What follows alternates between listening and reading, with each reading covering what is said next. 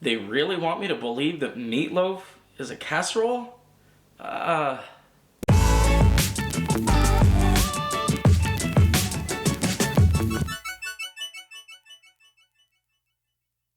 Although I'm not originally from here, I currently live in the American Southwest, in the land where there are probably more Mexican restaurants than any other kind of restaurant that exists around here.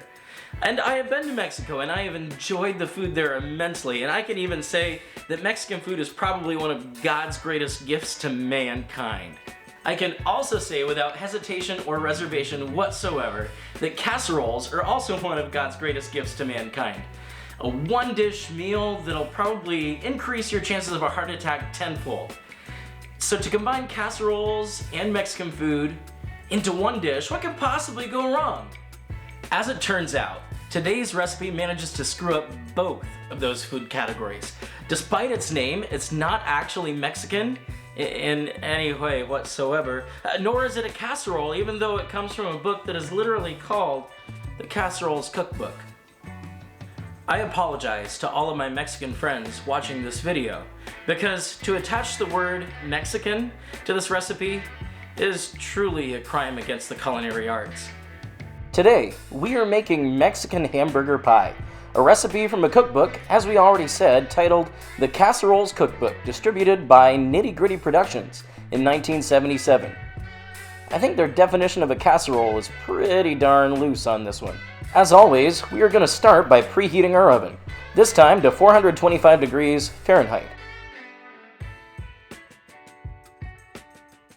Our recipe starts off in the grossest way possible, by blending a bunch of random ingredients together to create a disgusting goo. Into the blender goes 1 egg, a 1/4 cup of milk, 2 cloves of garlic, 1 tablespoon of roughly chopped parsley, 1/4 of a medium-sized onion, 1 slice of bread, any neutrally flavored kind should work here, and a 1/2 teaspoon of salt.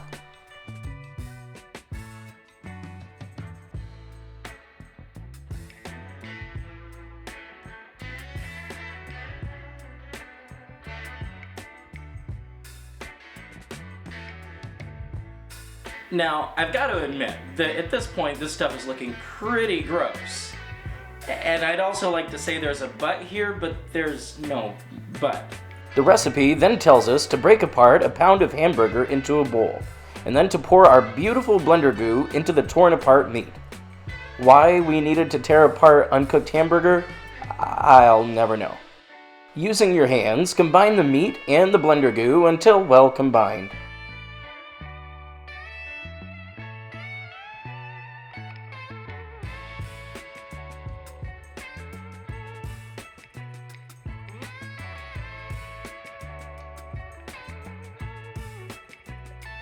Once you have a pie plate greased, you can turn out your meat mixture into the pie plate, spreading it around all the way to the edges, leaving the middle lower than the edges as you would with a pie crust, so as to leave room to put your toppings. Now we can add our toppings, starting with 1 cup of shredded Monterey Jack cheese, 2 tablespoons of diced green chilies, spread that out a little bit, 1/3 cup of chili sauce, which also needs to be spread out, 2 tablespoons of minced sweet onion. Yes, I know mine isn't minced, but do you really think that hurt the recipe? And a 1/2 teaspoon of Mexican seasoning, which could be interpreted lots of different ways. I used pre-mixed taco seasoning. And this is what it looks like before going into the oven. Such a beauty, right? Well, hold on, it gets even better. We're going to put that in the oven for 15 to 20 minutes, or until your meat is no longer pink and you have ooey gooey melted cheese on top.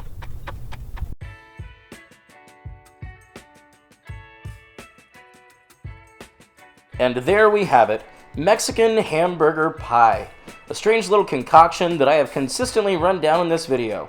However, to be completely honest with you, It was not as bad as I had made it out to be. It was basically meatloaf with the addition of cheese, the equivalent of barely spicy ketchup, and some green chilies. And once served up, yeah, it still looks pretty bad. It's finally time for our Recipe Reviver ratings. How does our 1977 recipe for Mexican hamburger pie measure up? Well, starting with flavor, it's a 5 out of 10. Not bad, not great, just meh. Definitely not Mexican tasting, and definitely not delivering on the expected comfort food level of flavor typically found in casseroles. Texture, it's a 4 out of 10. It's meatloaf, so it's all soft on soft, with no other real textures to break up that softness. It needs something different for texture, badly. Visual appeal, 2 out of 10. I mean, look at it, really? Simplicity, that gets a 7 out of 10. It wasn't hard at all to make, but the fact that you need a blender and have to get your hands quite dirty, and then the assembly process that wasn't really worth it, yeah, a 7 seems right. And finally, is this a repeat recipe? Probably not. 3 out of 10.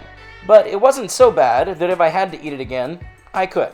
And that makes our rating for Mexican hamburger pie a 21 out of 50. That lands us in second place in the rankings, simply because, well, this is only our second episode. Make sure to subscribe and like our YouTube channel to see more recipes, both great and not so great, as we continue to revive recipes that have been lost to time.